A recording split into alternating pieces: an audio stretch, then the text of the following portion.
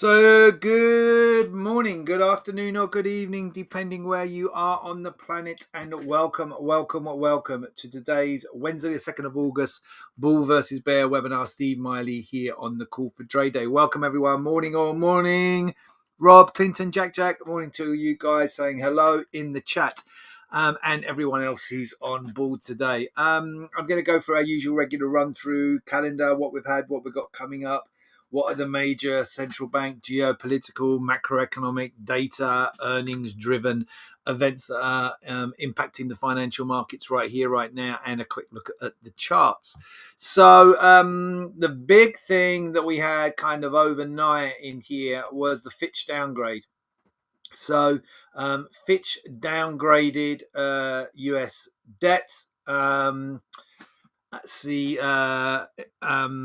saw the Nasdaq sell off by more than 1%. So they downgraded from AAA to AA plus. I think it is what I read this morning. Yeah, AAA headache in here. Look at the US. So 2 out of 3 ain't good. And choosing Fitch being the second major agency. So S&P back in 2011 though. It stripped the US of its AAA rating in here. Fitch cut it down once, not yet, to AA plus. So these are just ratings they give to, well, not only countries but also to corporates as well.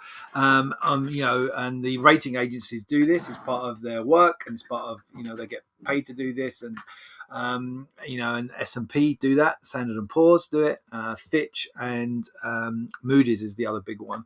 And so of those three now, two of them, so the other one was back in 2011, but Fitch cut to AA plus from AAA rating. So partly to do with the government, the issues that we had previously, the borrowing limit, and some various other implications. Markets were caught by surprise on the timing of this. He wasn't kind of expecting it anyway. They did it, as far as I can tell, it was after the bell, right? Last night, it was after the close.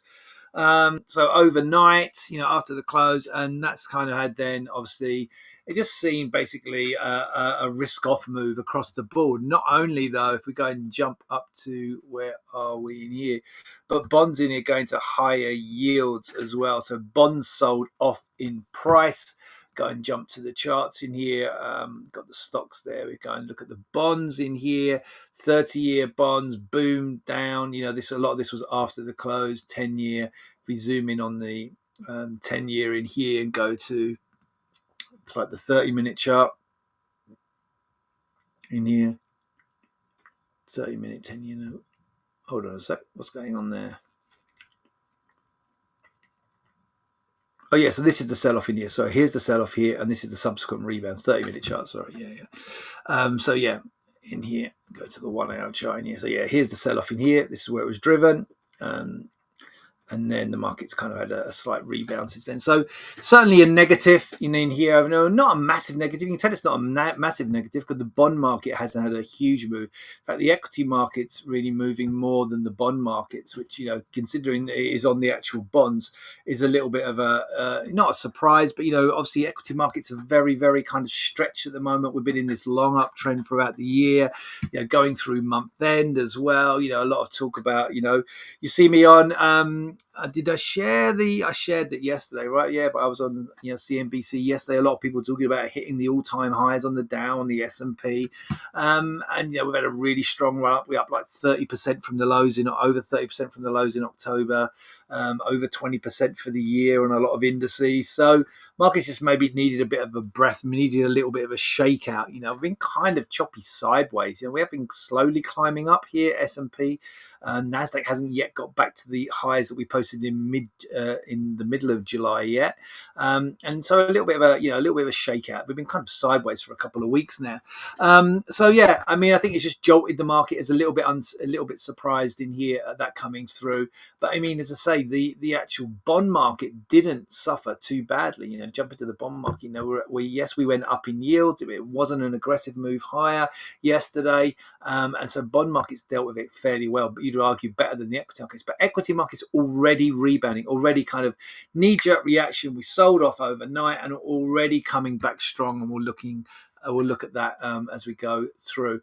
Going into today, the calendar is very, very, very, very light. Okay, so looking just back to yesterday, we did get that.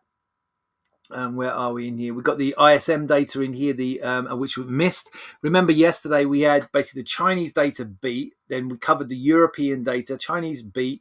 Chinese missed. Excuse me. Chinese missed. European data was better, and then the US data missed as well from the ISM data. You can see most of it all here in green.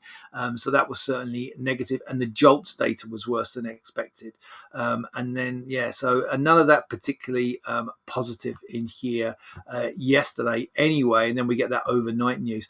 Going into today, as I say, it's a fairly light calendar, but the main focus really on the ADP number. Remember, the ADP is the private number. It's not. It's done by an institution. It's not done by the government. It's a sort of guesstimate. It's their own survey of. So just sent. It's their own survey, and what kind of the expectation for the actual official employment number is going to be. What we should get on, obviously, on Friday. Talking of which, so now under resources in here, okay, you can see in here. Trade days tier 1 data releases. Okay, I'll open it in a new tab.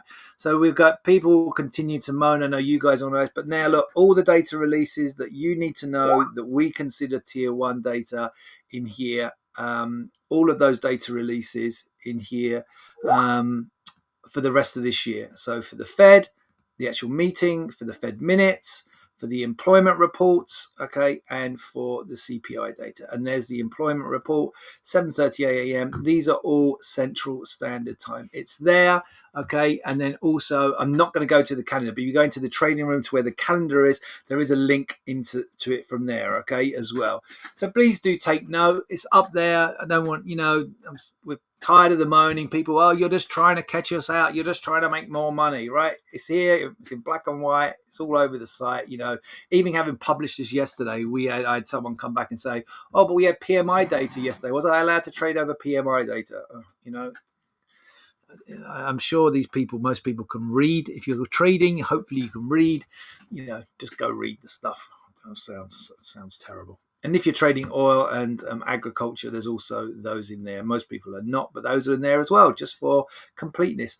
The above times are subject to change. We can't help it if the government changes the times or the dates, okay? But we will try to update them if they do change. So they're all in there, all ready and waiting for you guys. And just as a note, CPI next week. Right, so getting back to the program, I can't even remember where I was. Yes, so going back to the data, right? I was looking at the data.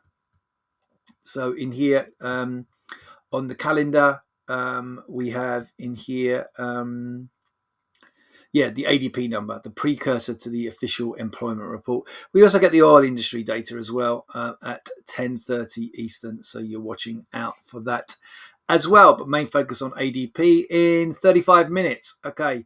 On the earnings side, we've had a few bits out. CVS Alpha's already out already. Qualcomm out in here. We haven't had that. That's after the bell. So not going to impact us. A fairly light calendar. There's nothing really big in here, right? Okay, there are big companies, but they're not big enough. You guys are trading the indices. These are not going to impact, okay? Tomorrow's more important, but it's not till after the bell. Apple and Amazon. Apple and Amazon after the bell. If you want to trade in the after hours trading, there's going to likely be some volatility tomorrow after the close with Apple and Amazon after the bell. Right, let's run through 5 things to start your day. So the big focus on the US downgrades, stripped of its AAA rating by Fitch, criticised the country's ballooning fiscal deficits, erosion of governance that led to repeated debt limit clashes. Yeah, so this is all to do with the fact that it goes down to the wire every time. So they've cut their rating. Stocks went lower on that. Stocks significantly lower. On the futures markets, obviously in the US, obviously cash markets not open yet. Losses in Asia and Europe as well. As exactly say, look, reaction to Fitch news was calmer in treasuries and the dollar. Yields were steady while a gauge of the greenback strength was a little changed. So it's interesting. I think that shows you the market doesn't really care. For me, the reason that equity, the main markets that should have been impacted are bonds, and then because bond yields are changing, then it could have changed. Then it should have been the dollar as well. They've hardly moved. right? So it just shows you that I think the movement in equities is not because of the actual downgrade, because it doesn't really directly impact equities. What it says to you is that the maybe the long trade in equities, the bigger picture long trade in equities is overcrowded. So any reason to liquidate, you're seeing like weak hands, weak longs getting out, and the bears coming charging out straight away. Okay, because maybe it's a bit of a crowded trade. Larry Summers, Mohamed El Arian joined a cult of their peers in criticising the Grand Day of the US. So that's been, wholly criticised. Fitch being criticised. Donald Trump indicted, not going to really impact us. And then what have we get today? So we've already kind of covered that already in here. So I'm going to just flash through these. But look, stocks slump as Fitch downgrades sour sentiment. Nasdaq was down 1%. AAA headache. It's all just the same stuff. I'm not going to go through it. Fitch's US credit downgrade. So that's criticism along with unease. So we've spoken about that criticism already in here. Same from Reuters. Market shake off surprise. So the shaking off, that's the important thing in here. Say bonds and FX didn't really move. And then we're actually seeing recoveries already. So decent recoveries on the futures markets, as you guys are already seeing in here. Wall Street's futures tumble. Yeah, they did tumble, but then they've started to rebound as well. And we've already looked at the yield chart. And the other news in here, there's further tension with port attacks in Ukraine. So there was this whole agreement to let grain be shipped out of Ukraine, and that seems to be breaking down a bit in here. Ports being attacked in here, sending wheat prices higher. Russia strikes Ukraine's Danube port, sending the global grain prices higher. So all of that impacting into markets. And then I think we looked at this very briefly yesterday, but Wall Street economists are looking at September rate pools. That's just but no surprises there, right? That's what the economists are saying. And as we looked at yesterday, I think, here we are, September, 85% chance of a pause, only a 15% chance of a rate hike. Steve, yesterday you mentioned positioning and open interest. Are they relevant for daily trading?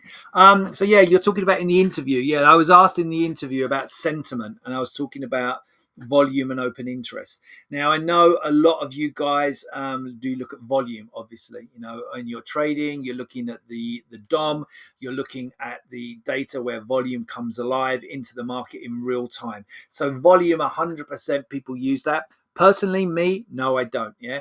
Open interest analysis, you don't really get the updates on the open interest analysis until like end of day or into the next day. And like the CFTC data is only bi-weekly. Okay, so this CFTC data in here shows you who's holding what, right? So this commitment of traders data in here, you can go and get this in here. Okay, so I'll put this so you can take it and have a look at that. But basically, it shows you who's holding what. Is it fast money? Is it real money? Are the hedge funds? So they report it as commercial and non-commercial. Okay, so if you want to go around and play with that, okay, for futures and options. Okay, so you can take a look at these reports, but they're only published, I think, where they always used to be published on a bi-weekly, twice every 2 weeks they're published. So this is more used for position traders, swing traders on the open interest side. So I would say for day trading, not so much on the open interest side. Remember, I was being asked questions about at that time, it was about the Nikkei, and it was like, was it a crowded trade? And that's really talking about the long run move we've seen up on the Nikkei this year, the outperformance of the Nikkei, and then looking at a bigger picture. So that's what they were asking me on CNBC yesterday. If you didn't see, I will reshare. It's in the, if you go into the, so in here, James, very kindly posted it yesterday. So into the forums, you can go and see, where did James post it? Here we go, somewhere in here. Here we go, in here. So James has posted it in there if you want to go and take a look. There's a snapshot of yours truly on CNBC, and then the link is there as well. So if I open the link, and there you go. There's me talking about it in here, talking about the Dow and the Nikkei. So just to bore you with all of that. Okay. What else do I have for you? So I hope that answers your question, Stefano. Not so much on the open interest side with regards to the day trading necessarily. Okay, so let's just run through where we're at. So, with this Fitch downgrade, equity selling off, Nikkei and the Hang Seng were both down yesterday by between 2 and 2.5%. Well, not yesterday, sorry, overnight. overnight, and then European indices about 1 to 1.25% down between the UK FTSE, the German DAX, and the French CAC. And then if we look though on the so we were kind of marked time yesterday, didn't really do too much. The Dow was up 0.2, the S&P was slightly lower yesterday. But if you look over there, okay, even though we're down significantly in here between a third and 7/10, okay, what you have to remember, we were down a lot more. There's been a decent rebound in here overnight, okay, so we'll take a look at that quickly. We'll run through the charts in here. So here we can see that rebound, and look, so again in here, Nasdaq in here having been flirted all the way through here with this 13-period exponential moving average.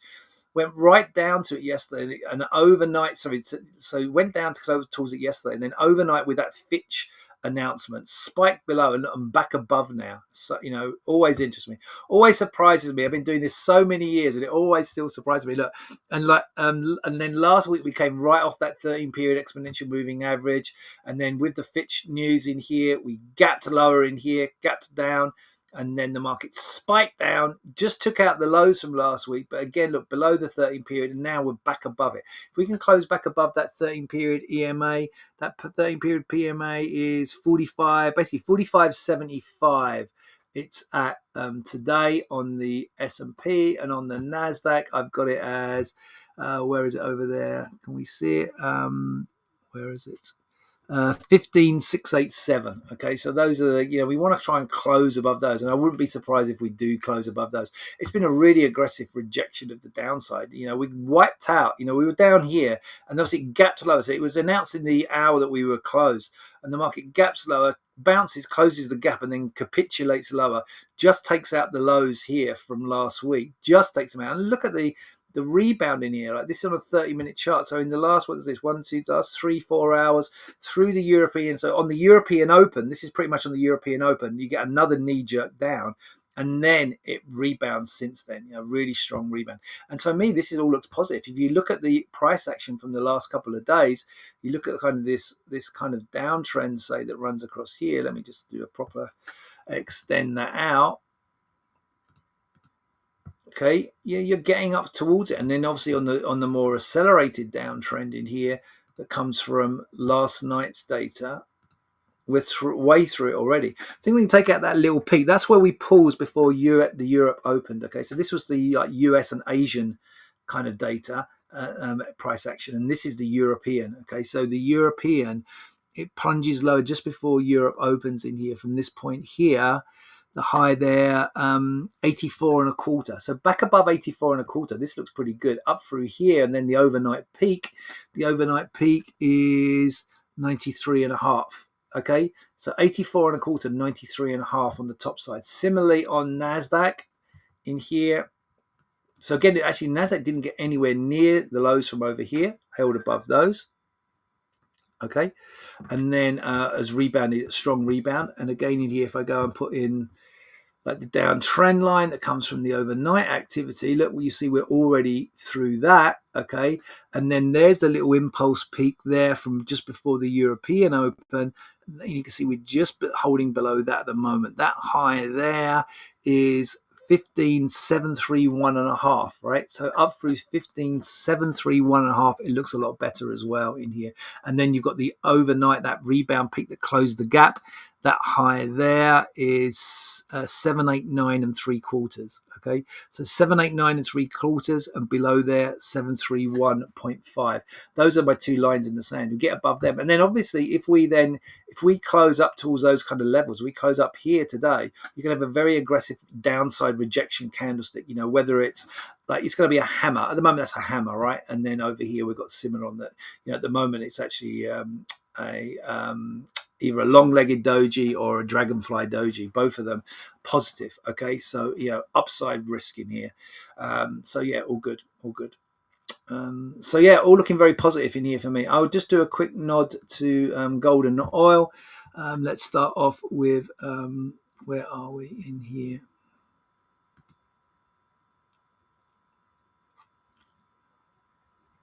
There we are, is the oil chart. So on the daily, we took out a couple of days ago, we took out the peak in here. That importantly, I spoke about this peak in here actually on CNBC, that high there in here. Am I on the right contract in here? Because I know it was a higher level in here. I was talking about 83.53. Maybe I had the wrong contract up. But in here, this peak in here.